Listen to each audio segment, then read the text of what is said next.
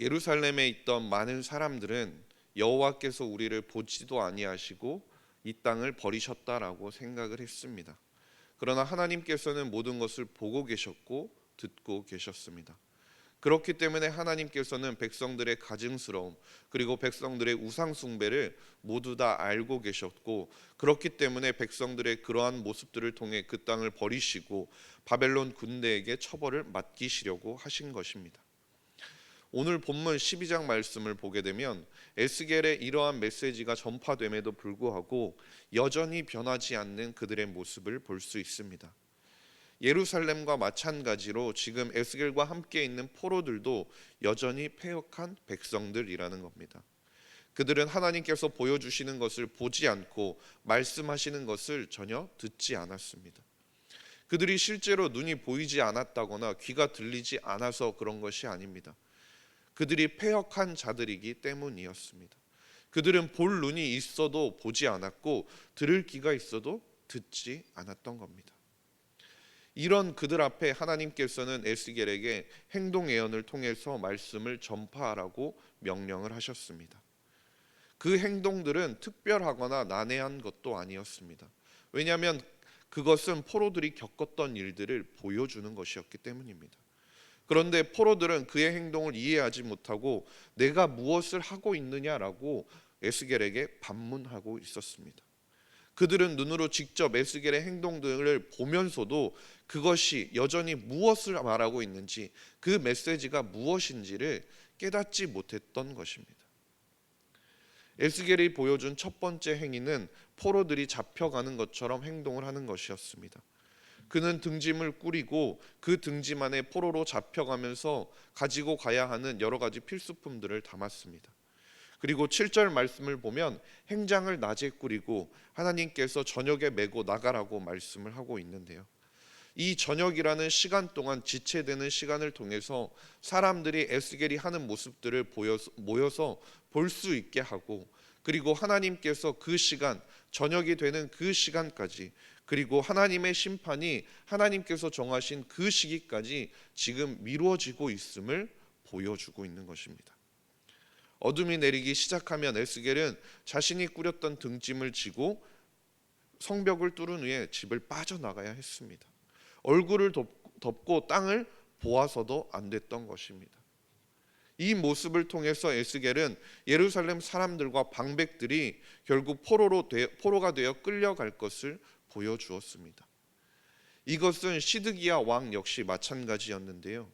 그도 임박한 심판을 깨닫지 못하였기 때문에 두 번 다시 그 땅을 볼 수 없는 심판을 받게 됩니다. 열왕기하 25장 7절 말씀을 보면 바벨론 군대는 시드기야를 장님으로 만들어 버렸고 그를 포로로 끌고 갔고 두 번 다시 돌아오지 못했습니다. 이렇게 시드기야를 바벨론으로 끌려가게 하시는 분, 그리고 예루살렘 사람들과 방백들을 포로가 되게 하실 분이, 이 모든 일을 하실 분이 여호와 하나님이라는 사실입니다. 첫 번째 상징에 이어서 또 다른 상징은 에스겔이 두렵고 떨림을 가지고 먹고 마셔야 한다는 것이었습니다. 이것은 유다 땅에 남아있는 사람들이 부러움의 대상에서 반대로 두려움과 동정의 대상으로 바뀌게 된다는 것을 보여주는데요. 반대로 포로로 끌려가서 유랑하는 불행한 자로 간주되었던 그들이 그 땅의 상속자가 되어서 돌아온다는 것을 나타내는 것입니다. 즉 유다 땅에 남아있던 사람들과 포로로 끌려갔던 사람들의 처지가 뒤바뀌게 된다라는 것을 에스겔은 지금 보여주고 있는 것입니다. 에스겔의 메시지는 그 가운데 들어있는 것처럼 정말 매우 생생하게 그들에게 전달되었습니다. 그것은 눈먼 자들, 그 눈먼 자들의 눈과 듣지 못하는 자들의 귀를 파고들어서 더욱더 깊숙한 곳까지 들어가기 원했던 것입니다. 여호와 하나님께서는 에스겔의 삶 가운데서 계속해서 나타나셨고, 에스겔의 삶을 통해, 그리고 에스겔을 통해 하나님께서는 그것을 상징으로 이스라엘 백성들에게 계속해서 보여주셨습니다. 그러나 그 상징들이 여전히 그 모습을 보면서 네가 대체 무슨 행동을 하고 있느냐라고 반문하는 그들의 모습을 보면 알 수 있듯이, 에스겔이 보여주었던 그러한 모습들이 모든 사람에게 똑같은 열매를 맺지는 않았던 것 같습니다. 그 이유는 바로 죄 때문인데요. 로마서 3장 23절의 말씀을 보게 되면 모든 사람이 죄를 범하였음에 하나님의 영광이 이르지 못하느니라 라고 말씀합니다. 즉 이 말씀에 나온 것처럼 우리의 눈이 열려서 우리가 하나님의 진노의 대상으로서 위험한 곳에 서 있다라는 것을 자각하지 못하면 우리가 하나님을 피난처로 삼거나 하나님을 피난처로 필요하지 않는다라는 것입니다. 다시 말하면 우리가 죄인이라는 사실을 인정하고 죄인이라는 사실을 알고 하나님으로부터 분리되었음을 깨닫지 못한다면 하나님께 돌아가야 한다는 사실을 깨닫지 못한다라는 것입니다. 그러나 에스겔의 삶은 이러한 것을 끊임없이 보여줌으로써 그것을 그 사람들에게 깨닫게 하는 것이 그의 삶이었습니다. 너희들이 지금 서 있는 곳이 어디이며 너희들의 상태가 어디인지, 그렇기 때문에 누가 필요한 것인지를 너희들이 깨달아 알아야 한다라는 것을 에스겔은 삶을 통해서 계속해서 보여주었다라는 것이죠. 우리도 이 에스겔처럼 하나님의 상징으로서의 역할을 해야 한다라는 겁니다. 우리는 세상이 보는 앞에서 하나님의 증인이 되어야 한다는 겁니다. 왜냐하면 고린도후서 3장 3절에 바울이 쓴 표현을 빌리자면 우리는 그리스도께서 세상을 향해 쓰신 편지이기 때문입니다. 에스겔이 증거한 것처럼 말로써 눈으로 보여지는 것으로서 깊숙한 곳까지 향하여 전달되어야 하는 메시지가 우리의 삶이라는 것입니다. 그것은 땅끝까지 모든 곳을 향하여 전달되어야 하는 것입니다.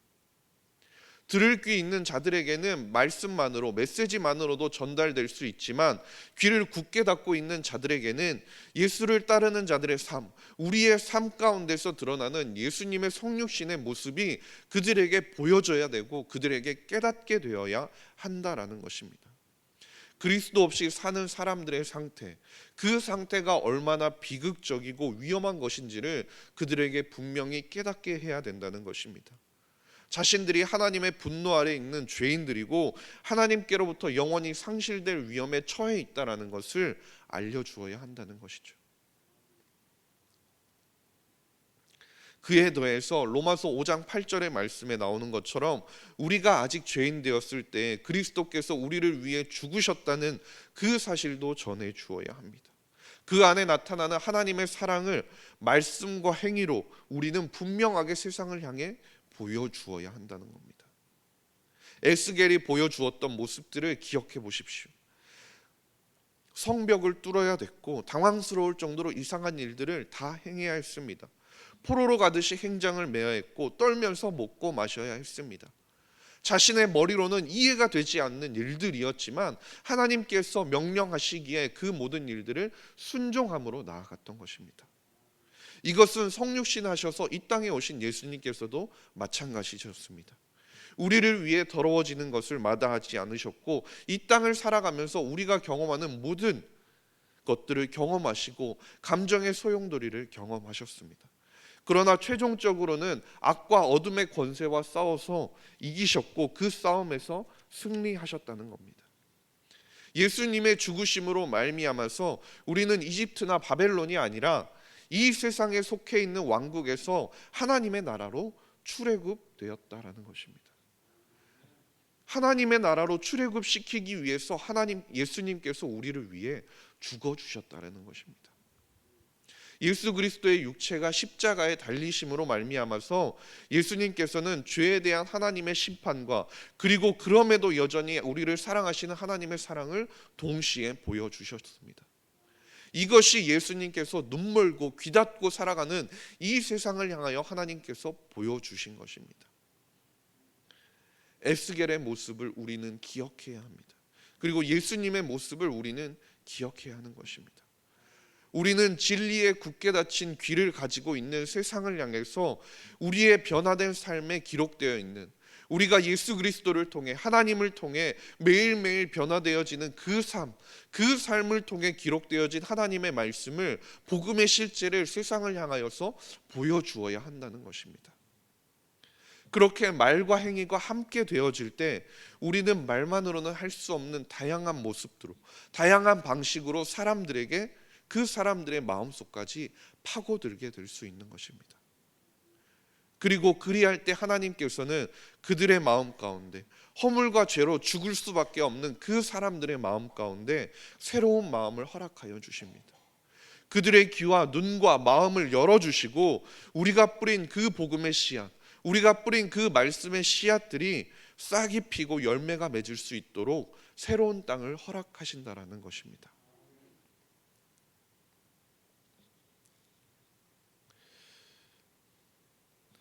누가복음 13장 24절의 말씀처럼 우리는 좁은 문으로 들어가기를 힘써야 하는 사람들입니다. 그리고 다른 사람들에게 우리가 행하는 그 행위를 말과 행동으로 보여줌으로써 그들도 하나님의 복음과 말씀을 깨닫고 그 깨달은 바를 그대로 삶을 통해 실천할 수 있도록 격려하며 함께 걸어가는 것, 그 걸어가는데 모든 노력을 기울여야 하는 것입니다. 주 안에서 사랑하는 석관중앙교회 성도님 여러분, 풍성한 한가위, 이 한가위는 가족과 함께 보내는 귀한 시간입니다. 그러나 동일하게 하나님께서도 자신의 백성들 그리고 자신의 자녀들을 불러 모으시고 풍성한 은혜를 함께 나누시기를 원하십니다. 오늘도 말씀을 깊이 묵상하고 그래서 가족과 함께하는 그 시간들 가운데서도 세상적인 이야기와 세상적인 말이 아니라 예수 그리스도를 통해 변화되어진 나의 삶, 나의 모습, 그 예수를 먼저 주장하며 이야기하며 나눌 수 있는 저와 모든 성도님들이 될 수 있기를 주님의 이름으로 간절히 소망합니다. 기도하겠습니다.